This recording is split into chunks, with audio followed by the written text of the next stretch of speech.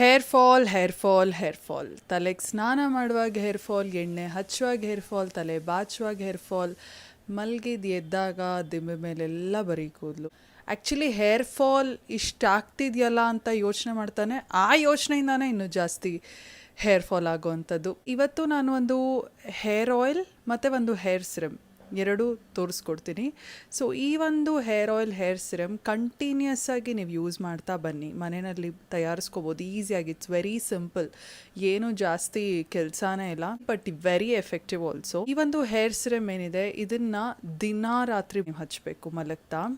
ಮತ್ತು ಈ hair oil ಏನಿದೆ ವಾರಕ್ಕೆ 2-3 ಸರಿ ನೀವು ಯೂಸ್ ಮಾಡಬೇಕು. ಓಕೆನಾ? ಎರಡೂ ನೀವು ಕರೆಕ್ಟಾಗಿ ಕನ್ಸಿಸ್ಟೆಂಟಾಗಿ ಯೂಸ್ ಮಾಡ್ತಾ ಬಂದರೆ ಖಂಡಿತವಾಗ್ಲೂ ನೀವು ಇಂಪ್ರೂವ್ಮೆಂಟ್ ನೋಡ್ತೀರಾ. ಹೇರ್ ಫಾಲ್ ಕಡಿಮೆ ಆಗುತ್ತೆ, ಕೂದಲು ಕಾಲಿರೋ ಜಾಗದಲ್ಲಿ ನ್ಯೂ ಹೇರ್ ಗ್ರೋತ್ ನೀವು ನೋಡ್ತೀರಾ. ಪ್ಲಸ್ ನಿಮ್ಮ ಹೇರ್ ಕೂಡ ಕ್ರಮೇಣವಾಗಿ ಥಿಕ್ಕರ್ ಆಗುತ್ತೆ, ಅಂದರೆ ದಪ್ಪ ಆಗುತ್ತೆ. ಸೊ ಮೊದಲನೇದಾಗಿ ಈ ಒಂದು ಹೇರ್ ಸಿರಮ್ ಹೇಗೆ ಮಾಡೋದು ಮನೆಯಲ್ಲಿ ತುಂಬ ಚೆನ್ನಾಗಿ ಕೆಲಸ ಮಾಡುತ್ತೆ ಹೇರ್ ಫಾಲ್ನ ಫೈಟ್ ಮಾಡೋದಕ್ಕೆ. ಸೊ ರೋಸ್ಮೆರಿ ಲೀವ್ಸ್ ಗೊತ್ತಿರುತ್ತಲ್ವ, ಇದನ್ನು ನೀಟಾಗಿ ಫಸ್ಟು ವಾಶ್ ಮಾಡ್ಕೊಳ್ಳಿ. ನೀರಲ್ಲಿ ಹಾಕಿ ಇದ್ರ ಜೊತೆ 1 ಸ್ಪೂನಷ್ಟು ಕಾಳು ಮೆಂತ್ಯ ಕಾಳನ್ನು ಕ್ರಷ್ ಮಾಡಿಬಿಟ್ಟು ಹಾಕಿ 1-2-3 ಲವಂಗ. ಸೊ ಇದು 3 ಪದಾರ್ಥಗಳನ್ನು ಹಾಕಿ ನೀರಲ್ಲಿ ಚೆನ್ನಾಗಿ ಕುದಿಸಿ ಅಂದರೆ ಫುಲ್ಲು ಹೈ ಫ್ಲೇಮಲ್ಲಿ ಹಾಕಿ ಚೆನ್ನಾಗಿ ಕುದಿಸೋದಿಲ್ಲ. ಏನು ಬಾಯ್ಲಿಂಗ್ ಬರ್ತಾ ಇದೆ ಅನ್ನುವಾಗ ನೀವು ಅದನ್ನು ಸಿಮ್ ಮಾಡಿಬಿಟ್ಟು ಸ್ಟವ್ನ ಆಮೇಲೆ ನಿಧಾನಕ್ಕೆ ಬಾಯ್ಲ್ ಮಾಡಿ. ಆ ರೋಸ್ಮೆರಿಯಲ್ಲಿರುವಂಥ ಒಳ್ಳೆ ಅಂಶ ಆಗಿರ್ಬೋದು ಅಥವಾ ಮೆಂತ್ಯ ಕಾಳಲ್ಲಿರುವಂಥ ಒಳ್ಳೆ ಅಂಶ ನೀರಲ್ಲಿ ಚೆನ್ನಾಗಿ ಬಿಟ್ಕೊಳ್ಳುತ್ತೆ, ಒಂದು ಪವರ್ಫುಲ್ ಹೇರ್ ಸಿರಮ್ ಆಗಿ ಕನ್ವರ್ಟ್ ಆಗುತ್ತೆ. ಸೊ ಈ ಒಂದು ಹೇರ್ ಸಿರಮ್ ದಿನ ರಾತ್ರಿ ನೀವು ಮಲಗೋದಕ್ಕಿಂತ ಮೊದಲು ಸ್ಕ್ಯಾಲ್ಪ್ ಮೇಲೆ ಮಾತ್ರ ಹಚ್ಬಿಟ್ಟು ಲೈಟಾಗಿ ಮಸಾಜ್ ಮಾಡಿ ಒಂದು ಲೂಸಾಗಿ ಒಂದು ಜಡೆನೋ ಅಥವಾ ಲೂಸ್ ಬನ್ ಏನಾದರೂ ಹಾಕ್ಕೊಂಡು ಮಲ್ಕೊಡಿ. ಸೊ ಇದನ್ನು ನೀವು ಡೈಲಿ ಮಾಡ್ತಾ ಬರಬೇಕು. ಗಮನದಲ್ಲಿರಲಿ, ಬರೀ ಸ್ಕ್ಯಾಲ್ಪಿಗೆ ಮಾತ್ರ ಹಾಕಬೇಕಾಗಿರೋದು. ಯಾಕಂದರೆ ಸ್ಕ್ಯಾಲ್ಪಲ್ಲಿ ಚೆನ್ನಾಗಿ ಬ್ಲಡ್ ಸರ್ಕ್ಯುಲೇಷನ್ ಚೆನ್ನಾಗಾದಾಗ, ಹೇರ್ ಫಾಲಿಕಲ್ ಸ್ಟ್ರಾಂಗ್ ಆದಾಗ ನ್ಯಾಚುರಲ್ ಆಗಿ ಕೂದಲು ಚೆನ್ನಾಗಿ ಬೆಳೆಯುತ್ತೆ. ಇಡೀ ಕೂದಲಿಗೆ ಹಾಕುವಂಥ ಅವಶ್ಯಕತೆ ಇಲ್ಲ. ಸ್ಪ್ರೇ ಬಾಟಲ್ಲೇ ಇರಬೇಕಂತೇನಿಲ್ಲ. ಇನ್ ಕೇಸ್ ನಿಮ್ಮ ಹತ್ರ ಸ್ಪ್ರೇ ಬಾಟಲ್ ಇಲ್ಲ ಅಂದರೆ ಡೈರೆಕ್ಟಾಗಿ ನೀರನ್ನು ಒಂದು ಬಾಟ್ಲಲ್ಲಿ ಏನಾದರೂ ಸ್ಟೋರ್ ಮಾಡಿ ಇಟ್ಟಿರಿ. ಆಮೇಲೆ ನೀವು ಯಾವಾಗ ಹಚ್ತೀರೋ ಒಂದು ಸ್ವಲ್ಪ ಕಾಟನ್ ಪ್ಯಾಡ್ನ ಅದರಲ್ಲಿ ಅದ್ಬಿಟ್ಟು ಆಮೇಲೆ ಕಾಟನ್ ಪ್ಯಾಡ್ನ ಪ್ರೆಸ್ ಮಾಡ್ತಾ ಹೋಗಿ ಸ್ಕ್ಯಾಲ್ಪ್ ಮೇಲೆ. ಓಕೆನಾ? ಮೇನ್ ಐಡಿಯಾ ಏನಂದರೆ ಸ್ಕ್ಯಾಲ್ಪ್ ಮೇಲೆ ಅದು ಚೆನ್ನಾಗಿ ಕುತ್ಕೋಬೇಕು. ಓಕೆನಾ? ಈ ಒಂದು ಹೇರ್ ಸಿರಮ್ ಒಂಚೂರು ಗ್ರೀಸಿ ಅನ್ಸಲ್ಲ, ಒಂಚೂರು ಹೆವಿ ಅನ್ಸಲ್ಲ. ಬೆಳಗ್ಗೆ ನಿಮ್ಮ ಕೂದಲು ನಾರ್ಮಲ್ ಆಗೇ ಇರುತ್ತೆ. ಸೊ ನೀವು ಬೆಳಗ್ಗೆ ಇದನ್ನು ಹಚ್ಬಿಟ್ರಿ ಅಂತ ಬೆಳಗ್ಗೆ ಎದ್ದು ಶ್ಯಾಂಪು ಹಾಕಿ ವಾಶ್ ಮಾಡಬೇಕಂತ ಏನಿಲ್ಲ.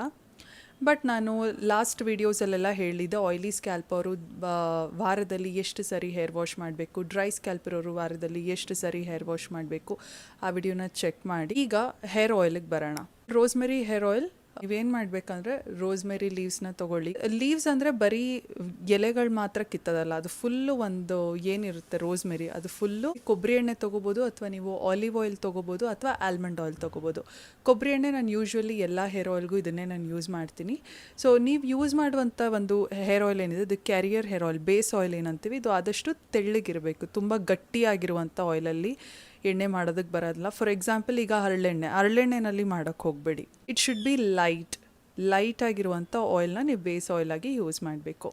ಸೊ ಕೊಬ್ಬರಿ ಎಣ್ಣೆ ತೊಗೊಳ್ಳಿ. ಕೊಬ್ಬರಿ ಎಣ್ಣೆಗೆ ಒಂದು ಸ್ವಲ್ಪ ರೋಸ್ಮೆರಿ ಲೀವ್ಸು ಮತ್ತು ಇದರಲ್ಲಿ ನೀವು ಬೇಕಂದರೆ ಮೆಂತ್ಯ ಕಾಳು ಹಾಕ್ಕೋಬೋದು. ಎಣ್ಣೆನಲ್ಲಿ ಚೆನ್ನಾಗಿ ಮಿಕ್ಸ್ ಮಾಡಿ. ಈಗ ಈ ಒಂದು ಮಿಶ್ರಣ ನೀವೇನು ಮಾಡಬೇಕು, ಡೈರೆಕ್ಟಾಗಿ ಬಾಯ್ಲ್ ಮಾಡೋದಕ್ಕೆ ಹೋಗಬೇಡಿ, ಬಿಕಾಸ್ ಸ್ಲೋ ಆಗಿ ಇನ್ಫ್ಯೂಸ್ ಮಾಡಬೇಕಾಗತ್ತೆ. ಸೊ ಅದಕ್ಕೆ ಏನು ಮಾಡಬೇಕಂದ್ರೆ ಕುದಿಯುವಂಥ ನೀರೇನಿರುತ್ತೆ ನೋಡಿ, ಒಂದು ಪಾತ್ರೆಯಲ್ಲಿ ನೀರು ಕುದಿಯೋದಕ್ಕಿಡಿ. ಆ ಒಂದು ಕುದೀತಿರೋ ನೀರಿನ ಮೇಲೆ ಈ ಎಣ್ಣೆ ಇರುವಂಥ ಬಟ್ಲನ್ನು ಇಡಿ. ಆ ಕುದೀತಿರುವಂಥ ನೀರಿನ ಮೇಲೆ ಇದಿಟ್ಟಾಗ ಏನಾಗುತ್ತೆ, ಒಂದು ಡೈರೆಕ್ಟಾಗಿ ಎಣ್ಣೆ ಹೀಟ್ ಆಗ್ತಿರಲ್ಲ, ಹಾಗಾಗಿ ಸೀದೋಗುವಂಥ ಚಾನ್ಸಸ್ ಕಡಿಮೆ ಇರುತ್ತೆ. ಮತ್ತು ಈ ಒಂದು ಡಬಲ್ ಬಾಯ್ಲಿಂಗ್ ಪ್ರಾಸೆಸ್ ಅಂತೀವಿ. ಈ ಡಬಲ್ ಬಾಯ್ಲಿಂಗ್ ಪ್ರಾಸೆಸ್ಸಲ್ಲಿ ಏನಾಗುತ್ತೆ, ಸ್ಲೋ ಆಗಿ ಇನ್ಫ್ಯೂಸ್ ಆಗುತ್ತೆ. ಅಂದರೆ ರೋಸ್ಮೆರಿಯಲ್ಲಿರುವಂಥ ಒಂದು ಒಳ್ಳೆ ಅಂಶ ಏನಿರ್ಬೋದು ಸ್ಲೋ ಆಗಿ ಬಿಡ್ತಾ ಹೋಗುತ್ತೆ. ಇನ್ನು ಡಬಲ್ ಬೆನಿಫಿಷಿಯಲ್ ಅಂತ ಹೇಳ್ಬೋದು. ಅಟ್ಲೀಸ್ಟ್ ಒಂದು 15 to 20 ಮಿನಿಟ್ಸ್ ಆದರೂ ಇದನ್ನು ನೀಟಾಗಿ ಇನ್ಫ್ಯೂಸ್ ಆಗೋದಕ್ಕೆ ಬಿಡಿ. ಆಮೇಲೆ ನಿಧಾನವಾಗಿ ಇಳಿಸಿ ಸ್ವಲ್ಪ ಆರಿದ ಮೇಲೆ ಒಂದು ಏರ್ಟೈಟ್ ಕಂಟೈನರ್ ಅಂದರೆ ಗ್ಲಾಸ್ ಬಾಟಲ್ ಅಥವಾ ಸ್ಟೀಲ್ ಬಾಟಲಲ್ಲಿ ಹಾಕಿ ಸೈಡಲ್ಲಿ ಇಟ್ಟುಬಿಡಿ.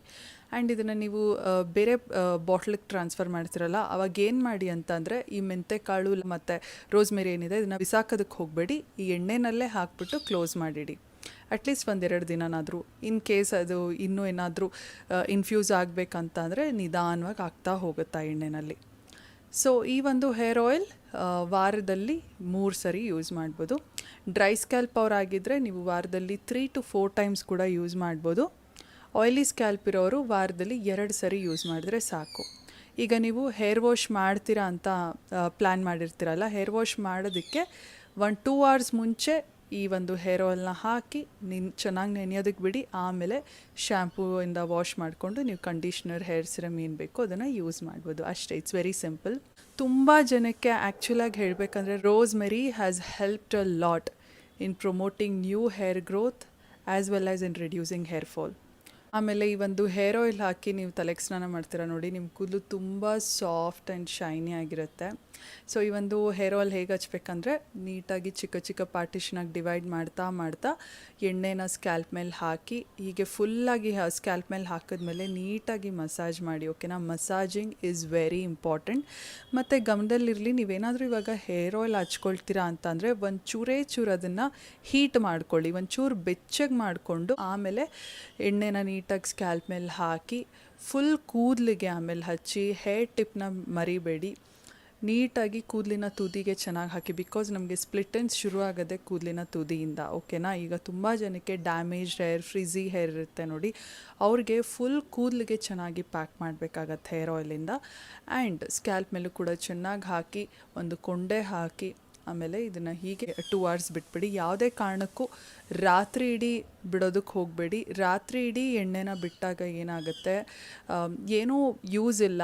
ಆ್ಯಕ್ಚುಲಾಗಿ ಹೇಳಬೇಕಂದ್ರೆ ನಿಮಗೇನಾದರೂ ಡ್ಯಾಂಡ್ರಫ್ ಅಥವಾ ತುಂಬ ಆಯಿಲಿನೆಸ್ ಏನಾದರೂ ಇದ್ದರೆ ಆ ಎಣ್ಣೆ ಜೊತೆ ಅದು ಮಿಕ್ಸ್ ಆಗಿ ಇನ್ನೂ ರಿವರ್ಸ್ ಎಫೆಕ್ಟ್ ಆಗುತ್ತೆ. ಅಂದರೆ ಇನ್ನೂ ಇನ್ಫ್ಲಮೇಷನ್ ಆಗೋದ ಚಾನ್ಸಸ್ ಆಗಿರ್ಬೋದು ಅಥವಾ ಡ್ಯಾಂಡ್ರಫ್ ಆಗುವಂಥ ಚಾನ್ಸಸ್ ಆಗಿರ್ಬೋದು. ಇದರಿಂದ ಆ್ಯಕ್ಚುಲಿ ಹೇರ್ ಫಾಲ್ ಇನ್ನೂ ಜಾಸ್ತಿ ಆಗುತ್ತೆ. ಸೊ ಯಾವುದೇ ಕಾರಣಕ್ಕೂ ರಾತ್ರಿ ಇಡೀ ಬಿಡುವಂಥ ಅವಶ್ಯಕತೆಯೇ ಇಲ್ಲ. ತಲೆಗೆ ಸ್ನಾನ ಮಾಡೋದಕ್ಕೆ 1 hour or 2 hours, ಈವನ್ 3/4 ಗಂಟೆ ಇದ್ರೂ ಸಾಕು. ಆಮೇಲೆ ಹೇರ್ ವಾಶ್ ಮಾಡ್ಕೊಳ್ಳಿ. ನೀವು ಯೂಸ್ ಮಾಡುವಂಥ ರೆಗ್ಯುಲರ್ ಶ್ಯಾಂಪೂನ ಯೂಸ್ ಮಾಡ್ಬೋದು, ಅಥವಾ ನಿಮಗೆ ಯಾವ ಶ್ಯಾಂಪು ಯೂಸ್ ಮಾಡೋಕ್ಕೆ ಗೊತ್ತಾಗ್ತಿಲ್ಲ ಅಂದರೆ ನನ್ನ ಲಾಸ್ಟ್ ಹೇರ್ ಕೇರ್ ವೀಡಿಯೋಸಲ್ಲಿ ಆಯಿಲಿ ಸ್ಕ್ಯಾಲ್ಪ್ ಅವ್ರು ಯಾವ ಶ್ಯಾಂಪು ಯೂಸ್ ಮಾಡಬೇಕು, ಡ್ರೈ ಸ್ಕ್ಯಾಲ್ಪ್ ಅವರು ಯಾವ ಶ್ಯಾಂಪು ಯೂಸ್ ಮಾಡಬೇಕು ಎಲ್ಲ ನಾನು ಡೀಟೇಲಾಗಿ ಎಕ್ಸ್ಪ್ಲೈನ್ ಮಾಡಿದೆ. ಸೊ ಪ್ಲೀಸ್ ಆ ವಿಡಿಯೋನ ಚೆಕ್ ಮಾಡಿ. ಇನ್ ಕೇಸ್ ನಿಮಗೇನಾದರೂ ಲಿಂಕ್ ಬೇಕಂದರೆ ಹೇಳಿ, ನಾನು ಡಿಸ್ಕ್ರಿಪ್ಷನ್ ಬಾಕ್ಸಲ್ಲಿ ಹಾಕಿರ್ತೀನಿ. ಸೊ ನಿಮ್ಮ ಸ್ಕ್ಯಾಲ್ಪ್ ಟೈಪ್ನ ಅನುಗುಣವಾಗಿ ಶ್ಯಾಂಪೂನ ನೀವು ಯೂಸ್ ಮಾಡ್ಬೋದು. ಲಿವಿನ್ ಸಿರಮ್ ಏನಾದರೂ ಇದ್ರೆ ಯೂಸ್ ಮಾಡಿ. ತುಂಬ ಚೆನ್ನಾಗಿ ನಿಮ್ಮ ಕೂದಲು ರೆಸ್ಪಾಂಡ್ ಮಾಡುತ್ತೆ ಈ ಒಂದು ರೆಮಿಡಿಗೆ. ನಿಮ್ಮ ಕೂದಲು ಹ್ಯಾಪಿಯಾಗಿರುತ್ತೆ, ನೀವು ಹ್ಯಾಪಿಯಾಗಿರ್ತೀರಾ ಅಂತ ಹೇಳ್ತಾ, ನೀವೇನಾದರೂ ಈ ಸಿರಮ್ ಮತ್ತು ಹೇರ್ ಆಯಿಲ್ನ ನೀವು ಕೂಡ ಟ್ರೈ ಮಾಡಿದ್ರೆ ಹೇಗೆ ವರ್ಕೌಟ್ ಆಗ್ತಿದೆ ಅಂತ ನನಗೆ ಕಮೆಂಟಲ್ಲಿ ಹೇಳಿ ತಿಳಿಸೋದನ್ನು ಮರಿಬೇಡಿ. ಸಿಗುವ ಗೈಸ್ ಮತ್ತೊಂದು ವೀಡಿಯೋನಲ್ಲಿ. ಅಂಟಿಲ್ ದೆನ್ ಟೇಕ್ ಕೇರ್, ಬಾಯ್.